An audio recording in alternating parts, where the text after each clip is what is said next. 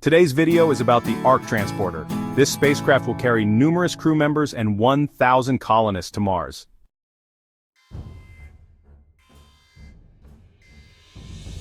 As with other transporter series, several of these vehicles will be built to facilitate the mission to Mars's plan to land a spacecraft on the Red Planet every 6 months.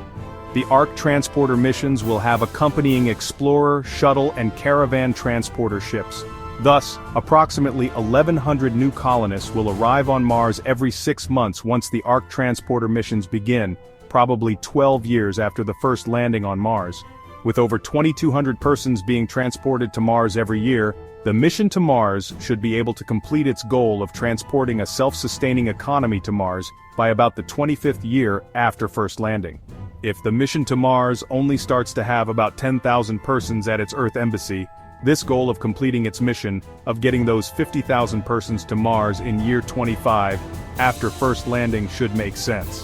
Most people will need to work 15 to 25 years at the Earth embassy to pay for their tickets to Mars.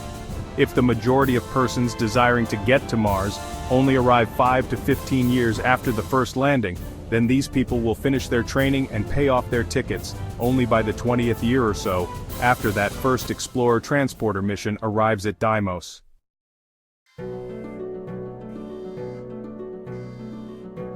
A huge ship with 1,000 colonists and numerous crew members will operate much differently than the earlier transporter ships. While the colonists on the previous transporters will be assigned some duties by the transporter vessel's crew, the Ark Transporter system will be much more structured. In a sense, the 6 to 8 month journey, if it still takes that long when refueling in space is no longer an issue, will create its own little Earth embassy on the Ark Transporter.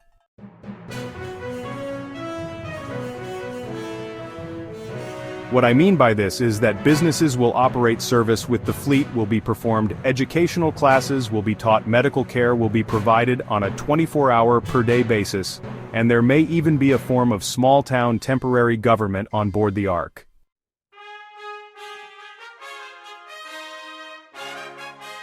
Many businesses that require only an internet connection can continue to operate while traveling aboard the Ark.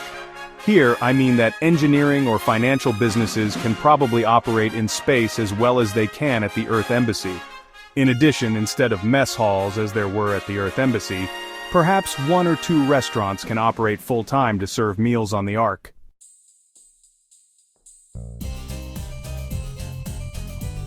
The annual 28-day service with the fleet can continue for many of the colonists. That way, the actual crew of the Ark need not be so large. If half of the approximately 800 adult colonists were to serve 28 days on the Ark during a 6-month voyage to Mars, then there would be about 50 fleet members on duty aboard the Ark on any given day.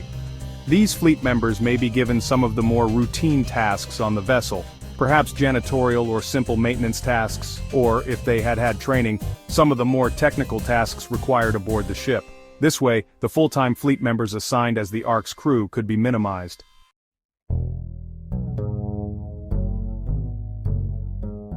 Since much of the education for Mission to Mars students will likely be taught by AIs, there is no reason such educational pursuits could not continue.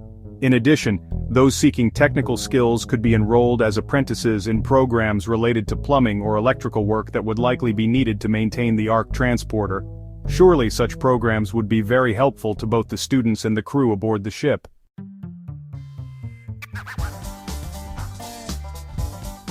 Of course, in a ship with over 1,000 persons, medical and likely some dental care would need to be provided.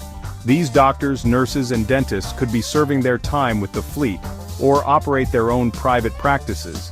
Either way, there should be a reasonably high standard of medical and dental care during the flight to Mars.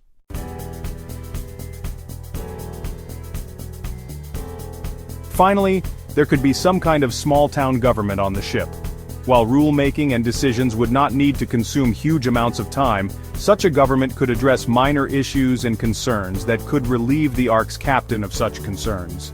In addition, since part of the plan may be to transport these 1,100 new colonists at a new settlement on Mars, having a mayoral system already in place would seemingly assist in this transition.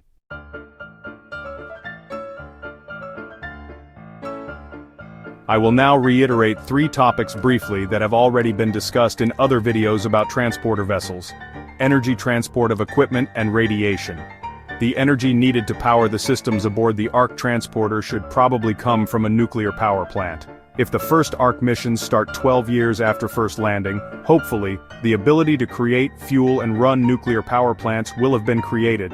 As with the other transporters though, if no nuclear power plant is available, I guess the old standby, solar panels, will have to suffice. I suspect that such panels will need to have perhaps a ship of their own and transmit energy to the 4 transporters making up the Ark missions.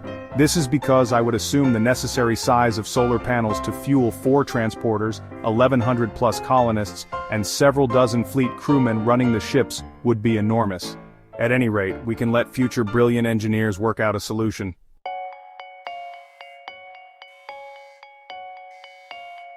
I had discussed that most bulky cargo items might be brought to Mars aboard the second of the 4 series of transporter ships, the shuttle transporters. These vessels will have only 6 colonists and 2 crew members. Not only will the need for bulkier items like large pumps or reactor vessels be an early need on Mars and so brought earlier rather than later in the program, but as the economy on the Red Planet picks up, some bulky items can be manufactured there. The point is that the Caravan and Ark transporters may not carry so much economy and survival essential equipment to Mars, as they may carry personal items that the colonists themselves may desire. Beds, cookware, clothes, etc. These things will be needed on Mars anyway, and while the economy there will slowly be able to produce home goods, bringing cherished or useful personal items from the Earth Embassy will ease the transition to a life on Mars and reduce the need for so many industries of this type to be established early. Of course, some bulky items can be transported on the caravans and arks. I am simply suggesting that the personal goods of the hundreds of people on these transporters will likely constitute the vast majority of cargo, rather than larger industrial-type items that had been carried on earlier missions.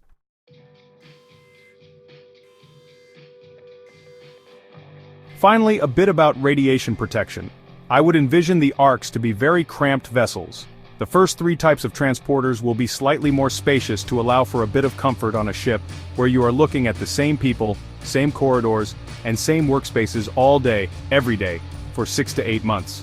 On the Ark, in contrast, there will be so many colonists on board that cramped quarters can be better accepted for the long voyage. Every day, someone different will pass you in the tight halls or in the mess areas or restaurants.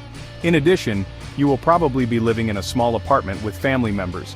The routine work for those aboard who are working their 28-day annual tours of duty with the fleet will keep your mind occupied, something mostly not realistic for the smaller transporters, so these everyday tasks will help keep people busier than they might be on the other transporter types.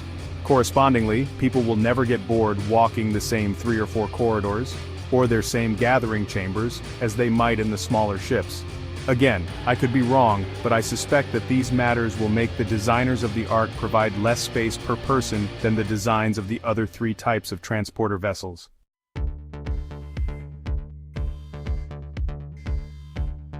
The Ark transporters will carry most of the colonists to Mars. These missions begin when there will be between 1,200 and 1,500 people already on the Red Planet. Even the first Ark mission will almost double the number of colonists living on Mars, and after the first year of Ark missions, the number will have almost tripled. If there is not already a well-functioning economy on Mars when the first Ark arrives, one might conclude that by the end of that first year's Ark missions, that economy will be very close to being self-sufficient. The additional people traveling to Mars will mean that the crude smelter for iron and steel might turn into a somewhat sophisticated manufacturer, that each settlement will have 2 or 3 restaurants, that there will be many places to buy food to prepare at home, and that most of the food being prepared on the Red Planet will have been grown or raised there.